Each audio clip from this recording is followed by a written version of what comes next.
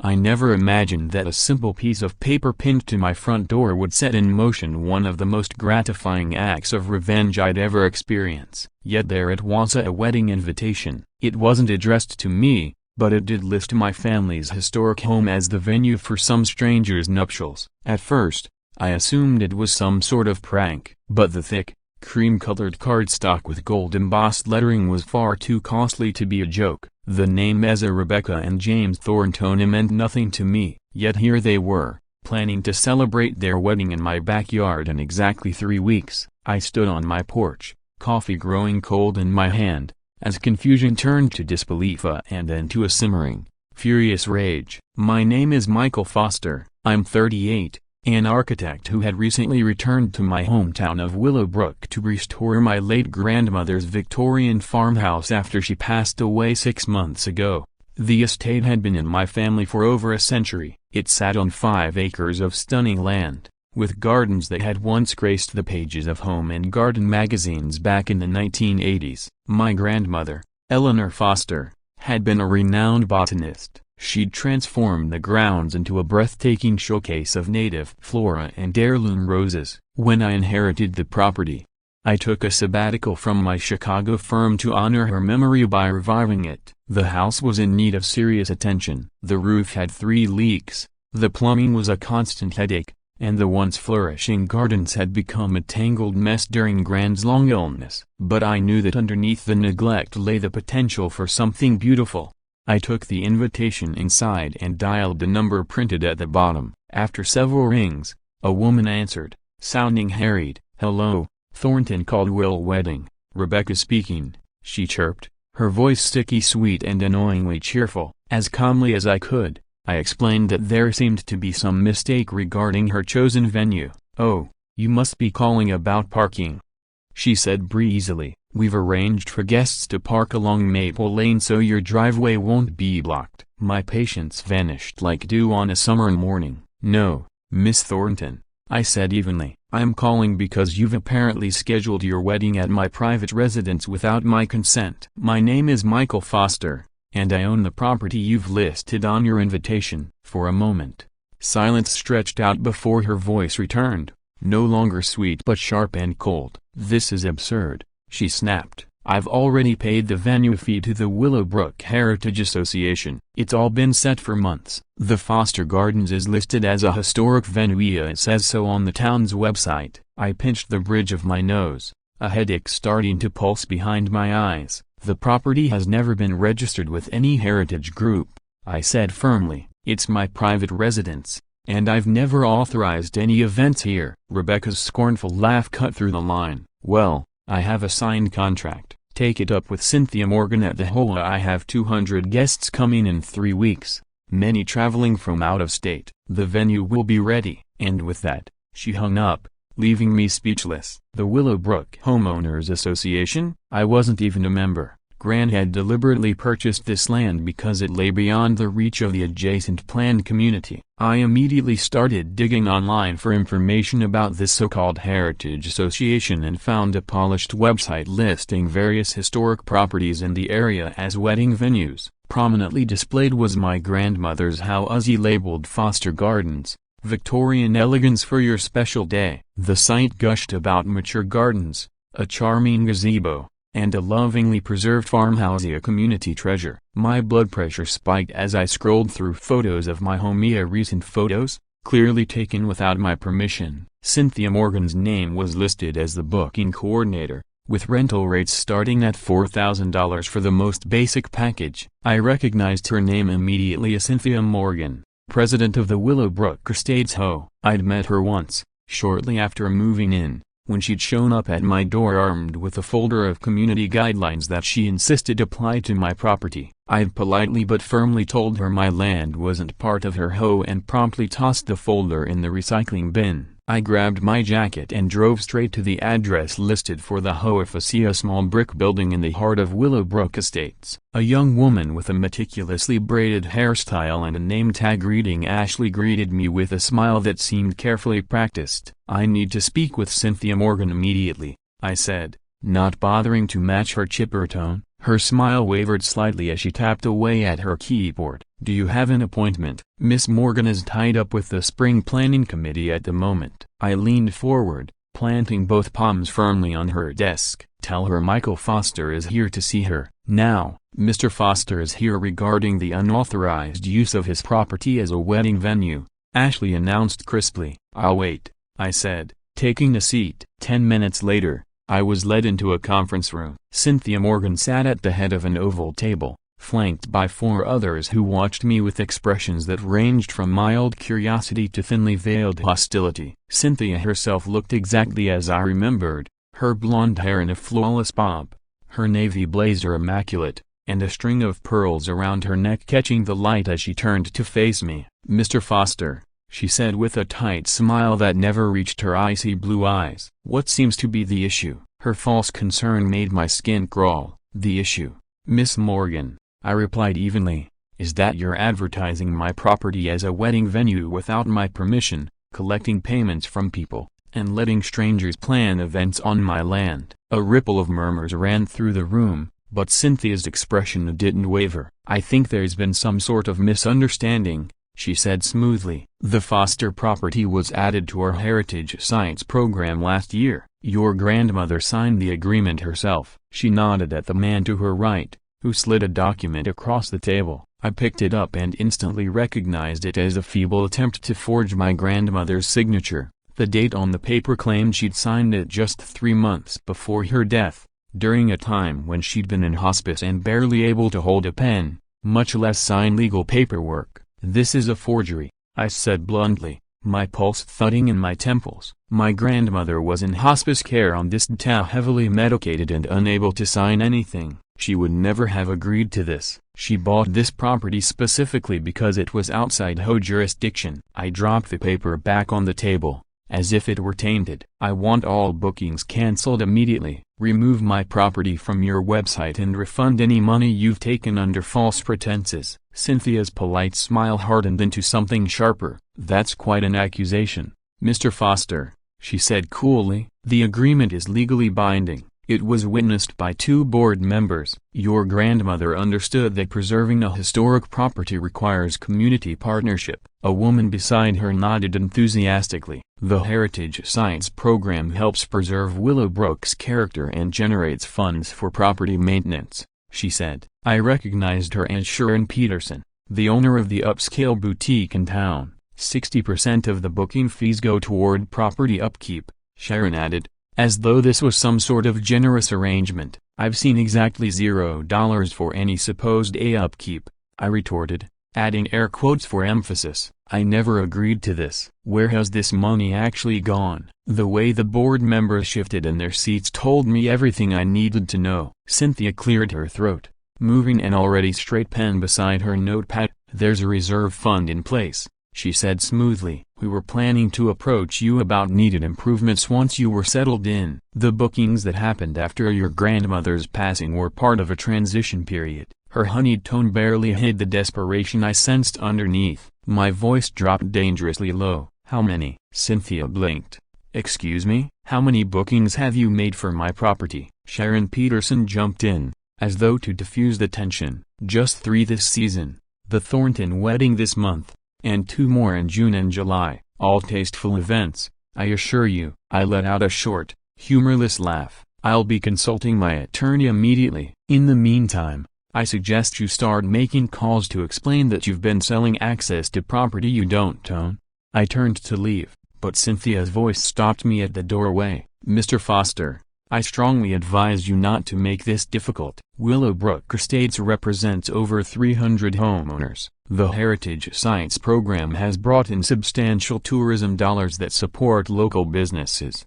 I turned back slowly, my eyes locking onto hers. "Is that a threat, Miss Morgan?" Her brittle smile returned. "Just a statement of fact. Sometimes it's better to be a team player." The implication followed me like a dark cloud as I drove straight to the law office of James Harrington, my grandmother's longtime attorney and a family friend. His practice was in a beautifully restored Victorian on Main Street, its gingerbread trim and wide porch a testament to the town's history. James's secretary ushered me straight into his paneled office, And the older lawyer listened in growing alarm as I described the situation. "This is outrageous," he muttered, examining the forged document I'd photographed with my phone. "Eleanor would never have signed this. She was fiercely protective of her home and gardens. And this signature, it isn't even a decent fake." He pointed to the screen. "See this loop on her AR? It's completely missing here." James promised to send a cease and desist letter immediately, but the worry in his weathered face didn't escape me. Cynthia Morgan has amassed considerable power in this town," James said gravely. "Her husband's on the city council, her brother-in-law's a judge, and the HOA has its fingers in a lot of local businesses. This won't be a straightforward case of right and wrong, it's going to get political." I nodded, already suspecting as much after Cynthia's thinly veiled threat. "But what's the real angle here?" I asked. "Even with several bookings, what are they making at $20, maybe $30,000 a year? That hardly seems worth the risk." James leaned back in his chair, his fingers steepled thoughtfully under his chin. "I suspect it's not just about the money, Michael. Your grandmother's land is the last sizable parcel in the area not under HOA control, of 5 acres of open space surrounded by increasingly dense development. My guess is, this heritage program is just the first step toward gaining control over it." He turned and rummaged through an old file cabinet, pulling out a thick folder. "Eleanor suspected something like this might happen. She asked me to give you this if anyone ever challenged the property's independence." Inside the folder were land surveys, original deeds, and letters documenting that my grandmother had repeatedly refused offers from developers and the HOA to buy or incorporate her land. But the most telling piece was a letter from the city, dated just a year before her death, confirming that attempts to rezone the property or claim it through eminent domain had been rejected. "She knew they'd come for it," I murmured, feeling a surge of respect for her foresight. James nodded. "Eleanor wasn't one to be pushed around. She didn't just leave you the land, Michaela, she left you the means to protect it." On the drive home, my thoughts were a swirl of possibilities. A cease and desist letter would at least give us a legal position, but it wouldn't solve the immediate problem. The Thornton wedding in 3 weeks, and something told me Cynthia wouldn't back down easily. She had too much at stake, if financially and in terms of her reputation. Back at the house, I walked the grounds with a new sense of ownership and awareness. This wasn't just my grandmother's cherished home anymore, it was a prize others were trying to steal. Even in its slightly neglected state, the gardens were stunning. Spring flowers were breaking through the soil in joyful chaos, and the old gazebo stood at the heart of what used to be a rose garden, elegant despite its peeling paint. I could see why brides might be drawn to this place, but that didn't give them, or anyone else, the right to trespass or profit from what wasn't theirs. As evening settled in, I poured myself a glass of bourbon and sat on the porch, watching the last light fade. My brooding was interrupted by the arrival of an old blue pickup truck that rattled up the driveway. A tall, wiry man in his 70s climbed out, moving with the ease of someone who'd spent a lifetime working with his hands. I recognized him instantly, a Walter Jenkins, my grandmother's longtime groundskeeper who'd retired just before she died. "I heard you're having some trouble with that Morgan woman," he called out as he approached. News traveled fast in small towns. "Mind if I join you?" I gestured to the empty chair next to me, and he settled in with a grunt of satisfaction. "Your grandmother would be spinning in her grave if she saw what they're trying to pull," he said, cutting straight to the heart of it. "I've watched them circle this place like buzzards for years." He declined the bourbon but accepted a glass of water. At first it was little things, complaints about the grass being too tall or branches hanging over the fence line. Then came the letters about community standards and how the gardens could be shared resources. Walter's weathered face creased with distaste. "Your grandmother told Cynthia to go pound sand." I was standing right here when she said it, plain as day. I couldn't help but smile, picturing my gentle but fiercely independent grandmother delivering that message. "So now they're forging her signature and selling access to the place," I mused. "The real question is what to do about the Thornton wedding in 3 weeks." Walter took a thoughtful sip of water. "Seems to me you've got 3 options. 1. Let them hold their wedding and fight the bigger battle later. 2. Get your lawyer to shut it down now. and deal with the mess of a disappointed bride and her 200 guests, or 3 a broken bar. His eyes twinkled with mischief. You find a creative way to make sure no one wants to hold a wedding here. I raised an eyebrow, intrigued. What did you have in mind? Walter chuckled. Your grandmother always said, sometimes the best way to deal with unreasonable people is to be spectacularly unreasonable yourself. Make it memorable.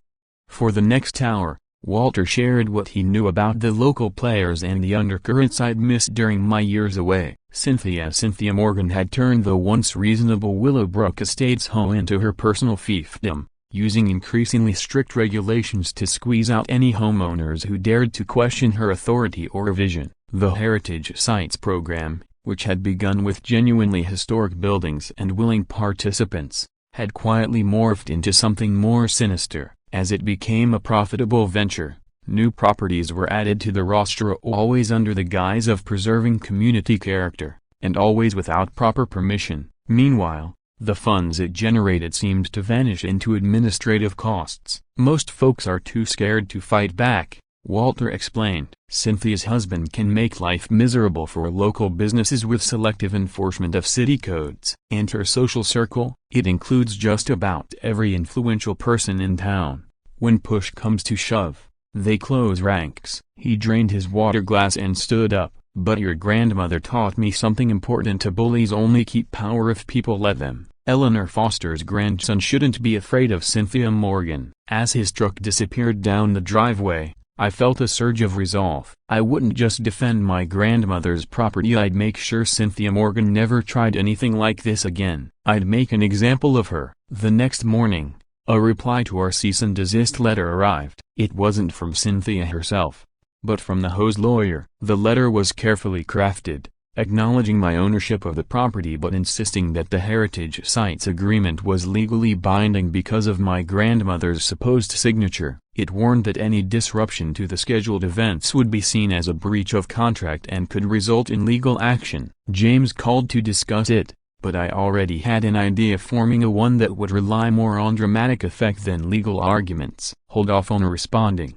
I told him. I've got something in mind that might settle this more decisively. My first step was research. I spent hours online, digging into everything I could find about Rebecca Thorntona, the bride caught up in Cynthia's scheme. Social media painted a clear picture. She was a local realtor who worked for the same agency that handled most of the property deals in Willowbrook Estates. Her fiancé, copyright, James Caldwell, was a developer whose company had built the newest section of the community. It was all starting to make sense. This wasn't just a wedding, it was a strategic alliance between families who were deeply enmeshed in Cynthia's power structure. No wonder she was so determined to make it happen. Next, I reached out to several local businesses, careful to avoid anyone tied to the HOA. I explained my situation and was surprised at how many people were willing, almost eager to help once they heard the full story. Walter had been right.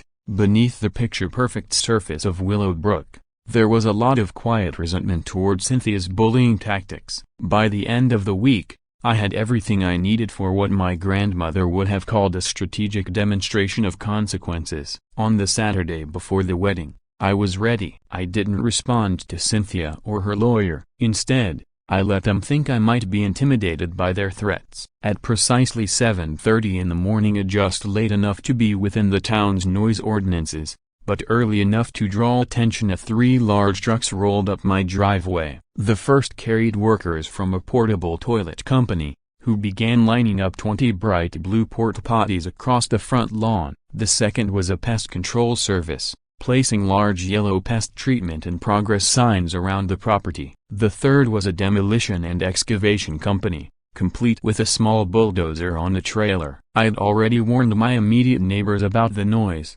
explaining truthfully that I was doing some heavy-duty landscaping work. Most were sympathetic once they heard about the HOA's antics. Cynthia hadn't exactly endeared herself to many of them. Workers in high-visibility vests buzzed across my property, and I could see curtains twitching in the nearby houses as people peered out to see what was going on. It took less than half an hour for a small crowd to gather on the sidewalk. Exactly 45 minutes later, a sleek silver Mercedes roared up my driveway and screeched to a halt. Cynthia Morgan emerged like a thundercloud in tennis white as though I had never once seen her play tennis. She stalked across the lawn, her sunglasses perched on top of perfectly highlighted hair, eyes flashing with fury. "What is the meaning of this?" she demanded, her arms flailing to encompass the chaos around her. I smiled, clipboard in hand. "Good morning, Cynthia. Just getting the property ready for some big changes. New drainage system, excavation for a koi pond, complete garden replanting." I gestured at the bulldozer as it was unloaded from its trailer. "We start Monday morning, bright and early." Cynthia's face shifted through confusion, disbelief, and finally a dawning horror. "Monday? You can't be serious. The Thornton Caldwell wedding is next Saturday." I feigned polite confusion. "Wedding? Oh, you must mean the event you scheduled on my property without my permission." "Yes, I suppose this might interfere with that." "Wouldn't it?"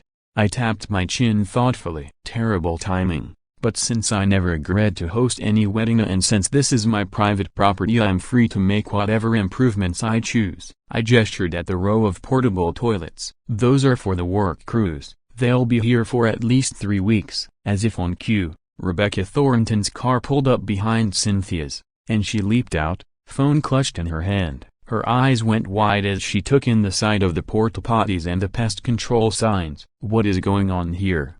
she exclaimed, her voice shaking. "I've gotten 3 calls already from neighbors." Cynthia turned to her, her composure visibly fraying. "Rebecca, darling, there's just been a slight misunderstanding with Mr. Foster about the Heritage Sites program. I'm sure we can work this out." She turned back to me, her voice lowering to a coaxing tone. "Michael, be reasonable. We can discuss compensation or maybe some kind of compromise." I kept my tone polite but firm. "There's no misunderstanding, Cynthia. You forged my grandmother's signature and sold access to my property without my permission. Instead of going after you for fraud, trespassing, and misrepresentation, I've decided to simply exercise my right to improve my property however I like." Rebecca's eyes welled with tears, mascara beginning to smudge. I turned to her. "Miss Thornton, I'm truly sorry you're caught in the middle of this, but Cynthia never had the right to offer my property as a venue. Any money you paid for this location was taken under false pretenses." Rebecca turned back to Cynthia,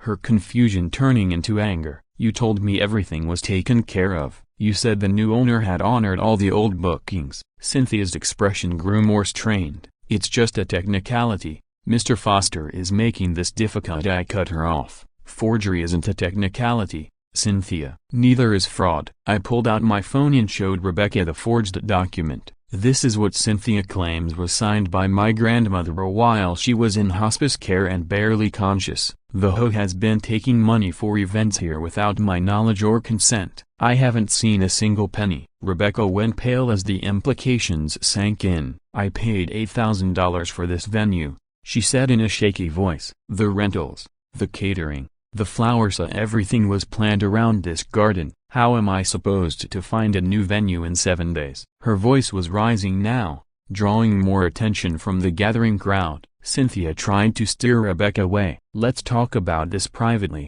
she said, but Rebecca pulled her arm free, her frustration boiling over. "You promised me the most beautiful venue in Willowbrook," she practically shouted. "You showed me pictures. You said it was all arranged and now it turns out it was a lie." The crowd of neighbors was growing by the minute, and Cynthia's attempts to quiet Rebecca only made her more furious. 200 guests, Cynthia, some of them flying in from California. Where are they supposed to go? Your backyard? That suggestion seemed to horrify Cynthia, whose own carefully manicured yard was far too small for such an event. I stepped back and let the scene play out. More cars were arriving. Rebecca's mother, the wedding planner, and several friends, all drawn by frantic texts. What had started as a quiet Saturday morning had turned into the sort of scandalous public spectacle Cynthia Morgan would have done anything to avoid. Each new arrival seemed to learn the full story: how Cynthia had forged a dying woman's signature, how she'd profited from a wedding venue she had no right to sell. Watching Cynthia's carefully constructed power base crumble in front of her neighbors was undeniably satisfying. Still, I felt genuine sympathy for Rebecca and her fiancé Tilda Copyright, who arrived soon after, looking utterly stunned. As the chaos reached its peak with Rebecca sobbing, her mother demanding refunds, and Cynthia frantically trying to control the narrative. I quietly stepped over to James Caldwell, the groom. "Mr. Caldwell, can I have a word?" I said, leading him away from the crowd and toward the quiet of the front porch. "I want you to know that my issue is with Cynthia Morgan and the HOA, not with you or your fiancé. Copyright T. You two have done nothing wrong." James ran a hand through his hair, looking like a man watching his wedding plans fall apart in real time. "What do you suggest we do?" "Rebecca's been planning this for over a year." I offered a small smile. "Actually, I do have a suggestion if you're open to it. I know the owner of Willow Creek Lodge. They had a last-minute cancellation for next Saturday, a corporate event that fell through. The venue's available, including their gardens and ballroom. It's not exactly the same as this setting, but it's beautiful in its own way." James blinked at me in disbelief. "How do you know this?" I shrugged. "I made some calls once I realized this confrontation was unavoidable. I didn't want your wedding to be collateral damage in my dispute with the HOA." I handed him a business card with the lodge manager's number. "They're expecting your calla, and since they're just as disgusted by Cynthia's behavior as I am, they're offering you a significant discount." James looked at me for a long moment, then extended his hand. "Thank you. This is a broken bar, unexpectedly decent of you." I shook his hand firmly. "Consider it a wedding gift and a reminder that not everyone in Willowbrook operates the way Cynthia does." As James went back to Rebecca with this new possibility, I noticed Walter Jenkins among the crowd of neighbors, his weathered face split by a broad grin as he gave me a thumbs up from behind Cynthia's back. The scene had played out exactly as I'd hoped, Cynthia's duplicity exposed for all to see. No longer a private matter she could sweep under the rug. By that afternoon, the local social media groups were buzzing with the story, complete with photos of the portable toilets and pest control signs. Other property owners started to speak up, sharing stories of being pressured to join the Heritage Sites program as though none had experienced outright forgery. The HOA board called an emergency meeting where Cynthia faced some very uncomfortable questions. They learned that nearly $50,000 in booking fees over the past year had been funneled into an administrative account, funding things like renovations to the HOA clubhouse and a lavish board appreciation dinner. James Harrington called me on Sunday, clearly enjoying the scandal. "The board has placed Cynthia on administrative leave while they investigate. They're sending formal apologies to everyone involved in the program and offering full refunds," he said, pausing with a note of satisfaction. "Oh, and the city council, including Cynthia's husband, has formally recognized that your property is outside the HOA's jurisdiction. No heritage designation unless you want it." I smiled, picturing Cynthia's husband scrambling to distance himself from her schemes to save his own political skin. As for Rebecca's wedding, James told me it had moved to Willow Creek Lodge without much fuss. Apparently, the lodge owner was delighted with the last-minute booking and the accompanying publicity. He even threw in a complimentary champagne toast for the guests. James' tone turned more earnest. "Michael, you handled this with remarkable grace. Your grandmother would have been proud of both your resolve and your compassion for the innocent." Coming from someone who had known Eleanor Foster for decades, that was high praise indeed. I thanked him and ended the call, feeling a weight lift from my shoulders. My property was secure, Cynthia's overreach exposed, and even the wedding would go in, just not on my lawn. By Monday morning, I'd had the more theatrical elements of my protest removed. The portable toilets were gone, and the pest control signs were taken down. I kept the demolition equipment around a little longer, partly because I actually did want to make some landscaping improvements, and partly as a reminder to anyone watching that I wouldn't be pushed around. As I was reviewing plans with the excavation crew, a modest sedan pulled into the driveway. Sharon Peterson stepped out, looking much less polished than she had at the home meeting. "Mr. Foster," she called, approaching with clear apprehension, "I owe you an apology." I invited her up to the porch, where she declined coffee but accepted the offer of a seat. She clasped her hands in her lap, visibly uneasy. "I wanted you to know that most of the board had no idea Cynthia was adding properties without permission," she began. "We believed all the participants had agreed to join the Heritage program. Whenever questions came up about certain properties, Cynthia assured us everything was properly documented. The forgery that was entirely her doing, not a board decision." I studied her face, noting the genuine remorse. "And the money?" I asked. "Did you know where the booking fees were going?" Sharon winced. "We were told the funds were broken bar." She told me the funds were supposed to be held in escrow for property maintenance, minus reasonable administrative costs. It wasn't until yesterday's emergency board meeting that we saw the real numbers. She shook her head slowly.